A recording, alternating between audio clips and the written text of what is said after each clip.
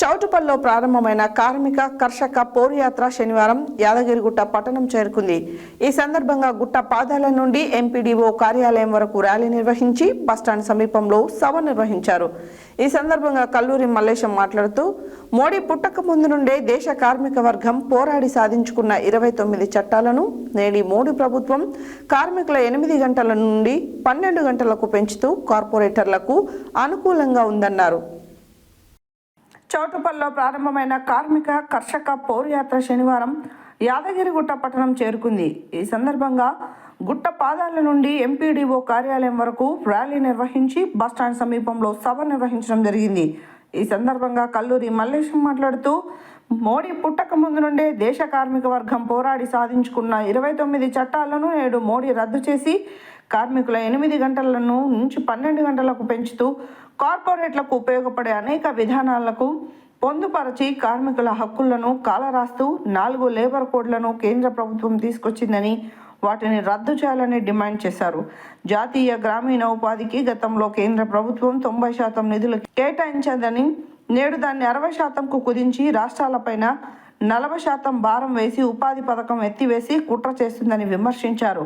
కేంద్ర ప్రభుత్వం అనుసరిస్తున్న కార్మిక కర్షక వ్యవసాయ కార్మికుల ప్రజా వ్యతిరేక విధానాలను నిరసిస్తూ దేశవ్యాప్తంగా జిల్లా కేంద్రాలలో నిరసన సభలను ర్యాలీలను నిర్వహిస్తున్నారని, అందులో భాగంగా ఈ నెల 19న భువనగిరి జిల్లా కేంద్రంలో జరిగే బహిరంగ సభలో, ఫిబ్రవరి 12న జరిగే దేశవ్యాప్త సభలో పెద్ద ఎత్తున పాల్గొని జయప్రదం చేయాలని పిలుపునిచ్చారు.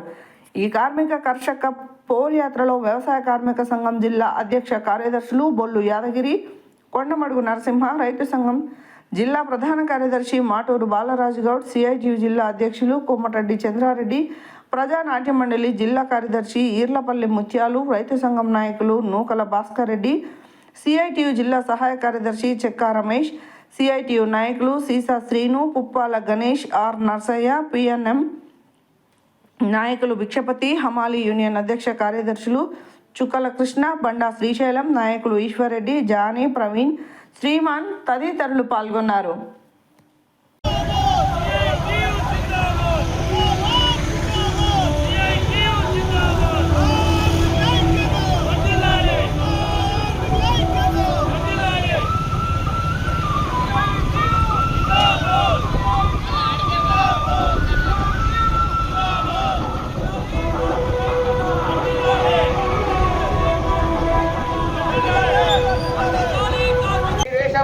స్వతంత్రం రాకముందే పోరాడి అనేక కార్మిక చట్టాలని ఈ దేశ కార్మిక వర్గం సాధించుకుంటే, ఆ చట్టాలను అన్నింటినీ కూడా ఇవాళ తూట్లు పొడుస్తూ ఇవాళ నరేంద్ర మోడీ ప్రభుత్వం వాటన్నింటినీ పక్కకు పెట్టేసి ఆయనకు కావాల్సిన విషయాలు తీసుకొని 4 లేబర్ కోడ్లు తెచ్చిండు. ఈ 4 లేబర్ కోడ్లలో ముఖ్యంగా ఇవాళ కార్మికుల పని గంటలు, ఇక్కడున్న అన్ని రంగాల్లో పనిచేస్తున్న కార్మికులు, దూర ప్రాంతంగా ఉంటున్న వాళ్ళు కూడా అర్థం చేసుకోవాల్సిన అవసరం ఉన్నది. ఇవాళ ఇప్పటి వరకు ఒక రోజు పని దినాలంటే 8 గంటలే. కానీ వాళ్ళ నరేంద్ర మోడీ గారు తెచ్చిన లేబర్ కోడ్ల పుణ్యమా అని 8 గంటలు పోయి ఇవాళ 12 గంటలకు అవకాశం కల్పిస్తూ నరేంద్ర మోడీ అట్లాంటి లేబర్ కోడ్లను తీసుకొచ్చిండు. ఆయన తానా అంటే ఈయన తందానా అన్నట్టు ఇవాళ రేవంత్ రెడ్డి గవర్నమెంట్ కూడా దాన్ని బలపరుస్తూ ఈ రాష్ట్రంలో షాపింగ్ కాంప్లెక్స్ లో కానీ ఇతర ప్రాంతాల్లో పనిచేయడానికి 282 జీవోలు తీసుకొచ్చి 10 గంటలు పనిచేయాలని చెప్పి ఈ రాష్ట్ర గవర్నమెంట్ కూడా, రేవంత్ రెడ్డి గవర్నమెంట్ కూడా దానికి మద్దతు పలికిన పరిస్థితి ఉన్నది.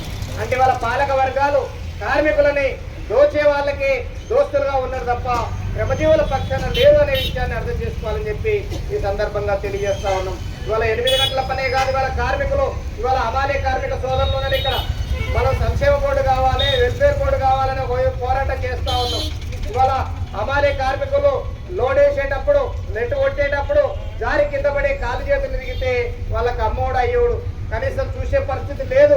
అందుకే వాళ్ళకు సంక్షేమ బోర్డు ఉంటే కనీసం ఆ ప్రమాదాలు జరిగినప్పుడు ఆ ప్రమాదాల నుంచి వాళ్ళ వైద్య ఖర్చులు కావచ్చు, లేదా మరణం సంభవించినప్పుడు ఆ కుటుంబానికి అండగా ఉండడం కోసం కొంచెం ఆర్థిక సహకారం ఉపయోగపడుతుంది. పిల్లలకు చదువులకు అన్ని రకాలుగా సంక్షేమ బోర్డు ఉండాలని పోరాటం చేస్తా ఉన్నాం.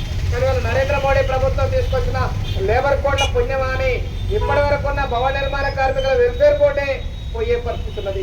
ఇక కొత్తగా ఏర్పాటు చేయాల్సిన హమాలీ కార్మికులు కావచ్చు, ఇక్కడ అడ్డాల దగ్గర నడుస్తున్న ట్రాన్స్పోర్ట్ కార్మికులు కావచ్చు, వాళ్ళ వెల్ఫేర్ బోర్డు సంగతి ఇక గాలికి వదిలేసినట్టే.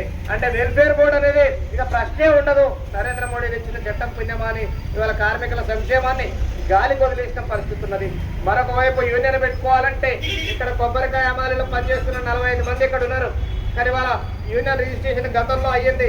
కానీ ఇప్పుడు మోడీ తెచ్చిన చట్టం పుణ్యమాని 100 మంది కార్మికులు ఉంటేనే యూనియన్ అవుతుంది. మరి ఇక్కడ మొత్తం పనిచేస్తుంది 45 మంది. మరి ఇప్పుడు కనుక మనం దరఖాస్తు చేస్తే కొత్త యూనియన్ కాదు. ఇక మరొక వైపు పరిశ్రమల్లో పనిచేస్తున్న కార్మికుల్లో యూనియన్ పెట్టుకోవాలన్నా అక్కడ ప్రశ్నార్థకం చేసిన పరిస్థితి. మొత్తం పరిశ్రమలో పనిచేస్తున్న కార్మికుల్లో 10% మంది ఉండాలి. వీళ్ళందరూ సంతకాలు పెట్టి ఇవ్వాలి. ఆయన ఆ కంపెనీ యజమాని కూడా మా వాళ్ళే అని చెప్పి లెటర్ ఇవ్వాలి. అంటే యూనియన్ చేసుకునే హక్కును కూడా ఇవాళ సమాధి చేసిన పరిస్థితి ఉన్నది. మరొక వైపు సమ్మె చేయాలనంటే